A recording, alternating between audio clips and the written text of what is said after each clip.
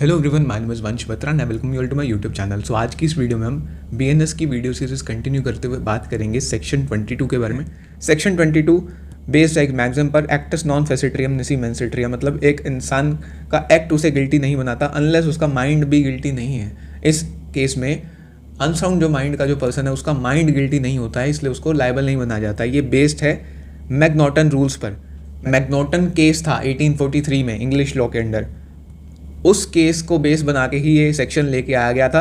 IPC में section 84 था, अब सेक्शन 22 है बीएनएस का। तो देखते हैं सेक्शन 22 का जो वर्डिंग है क्या है। डायरेक्ट लैंग्वेज पे जाने से पहले मैं एक एग्जांपल दे देता हूँ ताकि जब हम ये डायरेक्ट लैंग्वेज डिस्कस करें तो एक आसान हो जाए वो समझना। मान लो ए है, ए एक अनसाउंड माइंड का पर्सन है, एक इनसेन पर्सन है, एक पागल व्यक्ति है। ये जा रहा है, इसे दिखता है बी। अब बी को देखते ही इसे लगता है कि जो बी है एक जानवर है, बी एक कुत्ता है, B is a dog. He believes that B is a dog और ये जो बी है ये मुझ पर अटैक कर रहा है। अब ए हड़बड़ा जाता है, ये कहता है यार मैं अब अपने आप को कैसे बचाऊं। ए जो है सीधा एक लाठी उठाता है, ठीक है, लाठी उठा के बी को मान लो बी को 2-3 लाठी मार देता है कि बी वहाँ से भाग जाए। बट बी तो एक इंसान है। अब इंसान ने इंसान को मारा तो ये जो है ऑफेंस होना चाहिए था। किसी को लाठी मारना नॉर्मली हर्ट का केस बनेगा section 115 subsection 2। But as I said कि ए जो है अनसाउंड माइंड का पर्सन है तो सेक्शन 22 ना उसको डिफेंस देता है, उसकी कोई पनिशमेंट नहीं होगी जो भी उसने एक्ट करा है ना। क्यों नहीं होगी? क्योंकि सेक्शन 22 कहता है कोई अगर अनसाउंड माइंड का पर्सन है, कोई पागल व्यक्ति है, सिंपल लैंग्वेज में बोलें तो उसकी कोई पनिशमेंट नहीं होती एज पर सेक्शन 22। इसकी डायरेक्ट लैंग्वेज देखते हैं क्या कह रहा है section. Nothing is an offence which is done by a person. कोई भी चीज़ ऑफेंस नहीं है जो कि एक पर्सन ने की है। Who at the time of doing it, जो उस चीज़ को, उस एक्ट को करते समय by reason of unsoundness of mind, unsoundness of mind की वजह से। एक इंसान है जो अनसाउंडनेस ऑफ माइंड की वजह से, अनसाउंडनेस ऑफ माइंड का मतलब मेंटल कैपेसिटी ना होना, ये समझ लें कि जो मैं कर रहा हूँ सही कर रहा हूँ, क्या कर रहा हूँ समझ नहीं आ रहा उसे। तो अनसाउंडनेस ऑफ माइंड की वजह से he is incapable of knowing the nature of the act. उसे नेचर नहीं पता उस एक्ट का जो वो कर रहा है, और उसे ये नहीं पता कि वो जो कर रहा है वो गलत है या कॉन्ट्रेरी है लॉ के। अगर ये सभी चीज़ें प्रेजेंट है तो उसे डिफेंस मिल जाएगा। सेक्शन 22 का अगर मैं ब्रेक डाउन करूँ तो 3 एसेंशियल निकल कर आते हैं। सबसे पहला मेडिकल अनसाउंडनेस। ये प्रूव करना पड़ेगा अक्यूज्ड को कि वो कोई मेंटल डिसीज से सफ़र कर रहा है। अब कैसे प्रूव होगा? मेडिकल रिकॉर्ड से प्रूव हो सकता है। जो डॉक्टर होंगे, एक्सपर्ट होंगे, वो आके बयान देंगे कि हाँ ये मेरे से इलाज ले रहा था। इन चीज़ों से प्रूव, मेडिकल हिस्ट्री जो है उसकी, इन चीज़ों से प्रूव किया जा सकता है कि वो मेडिकली अनसाउंड पर्सन है। मान लो एक पर्सन है सिजोफ्रेनिया से डायग्नोज हुआ है, खुद से बातें करता है, कई चीज़ें उसको दिखती हैं, वो इसमें फॉल कर जाएगा। सबसे पहला मेडिकल अनसाउंडनेस। मेडिकल अनसाउंडनेस के बाद due to medical unsoundness he is incapable of knowing. या तो उसे नेचर ऑफ एक्ट नहीं पता हो या ये ना पता हो कि अभी जो यहाँ पर और लिखा हुआ है यहाँ पर प्लस एंड आएगा, ठीक है, wrong and contrary to law, दोनों चीज़ें नहीं पता होनी चाहिए। सबसे पहले कोर्ट ये देखेगी कि उसको नेचर ऑफ द एक्ट पता है या फिर नहीं पता है। अगर नहीं पता है तो फिर इस पर जो सेकंड पॉइंट है यहाँ पर जाने की रिक्वायरमेंट ही नहीं पड़ेगी। अगर उसे पता है नेचर ऑफ द एक्ट, फिर सेकंड जो पॉइंट है ये एनालाइज किया जाएगा। दोनों में फ़र्क ये होता है कि जैसे नेचर ऑफ द एक्ट में तो उसे समझ ही नहीं आ रहा है क्या कर रहा हूँ। हाथ में मान लो उसने कोई चाकू पकड़ा हुआ है, उसे लग रहा है कि ये कोई खिलौना है और जाके वो चाकू किसी को मार दे ये सोचते हुए कि ये जो खिलौना है मैं किसी तकिए में मार रहा हूँ, और वो तकिया नहीं, वो कोई इंसान है। तो उसे नेचर नहीं पता है उसे उसके एक्ट का, वो क्या कर रहा है।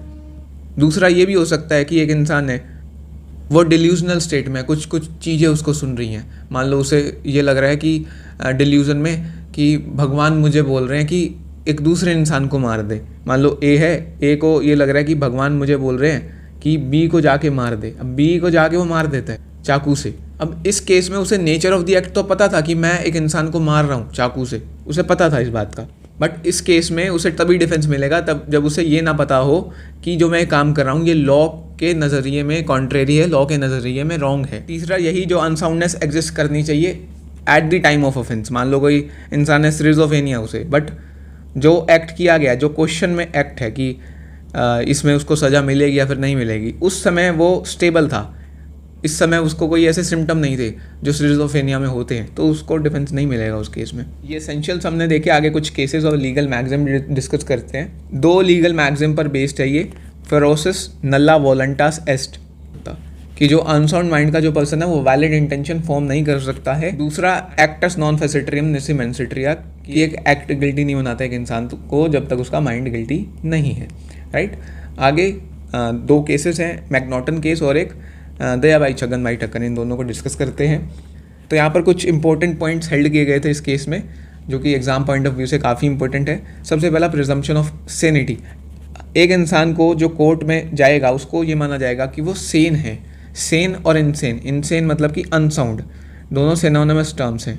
और एक होता है सेन, सेन मतलब कि जिसे सब कुछ समझ आ रहा है, जो एक नॉर्मल व्यक्ति होता है, एक नॉर्मल सोच समझ का व्यक्ति होता है, जिसे सब बातें समझ आ रही होती हैं। तो कोर्ट यही मानेगा, फर्स्ट प्रिजम्पशन यही रेज होगी कि वो इंसान जो है सेन है, इज़ नॉट इनसेन।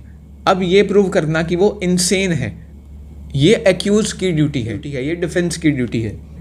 दूसरा, जैसे कि मैंने बताया कि जो बर्डन ऑफ प्रूफ है वो अक्यूज पर है, जिसने ये एक्ट करा है और वो अनसाउंडनेस का, इंसैनिटी का डिफेंस चाहता है, वही प्रूव करेगा कि उसकी मेंटल कैपेसिटी इतनी नहीं थी कि वो इंटेंशन फॉर्म कर पाए, वो मेडिकली अनसाउंड पर्सन था, लीगली अनसाउंड पर्सन था। ये जो सभी चीज़ें हैं, इसका जो बर्डन है वो अक्यूज पर होता है। एक्यूज को ये प्रूव करना पड़ेगा कि वो defect, he was suffering from defect of reason, मतलब वो रैशनल थिंक नहीं कर पा रहा है, अंडरस्टैंड नहीं कर पा रहा है चीज़ों को। एंड वो जो डिफेक्ट ऑफ रीजन है वो ड्यू टू मेडिकल डिसीज़ है, कोई मेडिकल डिसीज़ है, तभी वो रैशनल जजमेंट फॉर्म नहीं कर पा रहा है, ये भी प्रूव करना पड़ेगा। मेडिकल डिसीज़ प्रूव करनी पड़ेगी, ऐसा नहीं है कि सिर्फ इमोशनल डिस्टर्बेंस है उस वजह से, कि डिप्रेशन में कोई इंसान मान लो वो बहुत गुस्सा आ गया उसको, एकदम से उससे कोई क्राइम हो गया, कोई ऑफेंस हो गया, ऐसा नहीं चलेगा। कोई मेडिकल डिसीज़ है, या तो उसके सिम्टम्स होने चाहिए या कोई हिस्ट्री होनी चाहिए, तभी आपको डिफेंस मिलेगा। Fourth is incapable of knowing the nature of the act, same things जो हमने पीछे रिपीट की, पीछे पढ़ी हैं, रेपिटेशन है यहाँ पर। ये इंपॉर्टेंट केस है, ऑनरेबल सुप्रीम कोर्ट की जजमेंट है, Dayabai Chhagan Thakkar versus state of Gujarat. So this is a very important case. इसके फैक्ट्स देखते हैं। इसमें जो एक्यूज है उसका नाम दयाबाई है। दयाबाई ने अपनी बीवी को मार दिया था, उसको 44 बार चाकू से उसने अपनी बीवी पर वार किया था। 44 टाइम्स उसने अपनी बीवी को चाकू से मारा, और फिर उसने इंसैनिटी, अनसाउंडनेस ऑफ माइंड का जो डिफेंस है वो क्लेम करा सेक्शन 84 के अंदर। ये सेक्शन 1964 का केस है, तो उस समय आईपीसी अप्लाई होता था, इस समय सेक्शन 22 बीएनएस है। उसके केस में ये प्रूव हुआ था कि इसकी कोई मेडिकल हिस्ट्री नहीं है, मेडिकल अनसाउंडनेस की कोई हिस्ट्री नहीं थी उसकी, कि उसको कोई मेंटल डिसीज़ हो, उसका कोई वो ट्रीटमेंट ले रहा हो, ऐसा कुछ नहीं था। अब जब उसने अपनी बीवी को मारा, उससे कुछ दिन पहले उसने अपने ससुर को कहा था कि अपनी जो बेटी है उसको यहाँ घर से ले जाओ, मैं उसको पसंद नहीं करता हूँ, उसे मेरे घर से ले जाओ। पर जो उसके ससुर हैं वो आए नहीं उसको लेने, उसकी बीवी को, अपनी बेटी को, तो एक्यूज ने उसको, दयाबाई ने उसको मार दिया। ऑनरेबल सुप्रीम कोर्ट ने क्या कहा था इस केस में कि unsoundness of mind must be proved eight the time of offence. अब जो डिफेंस है, जो एक्यूज की साइड है, उसने ये प्रूव करने की कोशिश की थी कि एक्यूज का कोई मोटिव नहीं था अपनी बीवी को मारने का, और प्रीवियस इंसैनिटी भी शो करने की कोशिश की थी कि पहले ये अनसाउंड माइंड का था, हालांकि वो प्रूव नहीं कर पाए थे इस चीज़ को। तो जो हम एसेंशियल डिस्कस कर रहा था ना कि eight the time of offence, वही बात बोली थी कि जिस समय वो एक्ट किया जा रहा है ना, उस समय वो जो एक्यूज है, अगर इस समय एक्ट किया जा रहा है तो इस समय ही एक्यूज अनसाउंड माइंड का होना चाहिए। और एक और पॉइंट इस केस में हेल्ड हुआ था कि accused does not have to prove insanity beyond reasonable doubt. This is very important point. इसका मतलब ये है, देखो प्रोसीजर क्या होता है, जो प्रोसिक्यूशन की साइड है, जो विक्टिम की साइड है ना, पहले वो प्रूव करेगी केस को कि जो एक्यूज है उसने ऑफेंस करा है, उसका मेंसरिया वगैरह था, इसने ही ऑफेंस करा है। फिर एक्यूज के साइड जो है बर्डन शिफ्ट होता है, ऑनर शिफ्ट होता है टू बी पर्टिकुलर।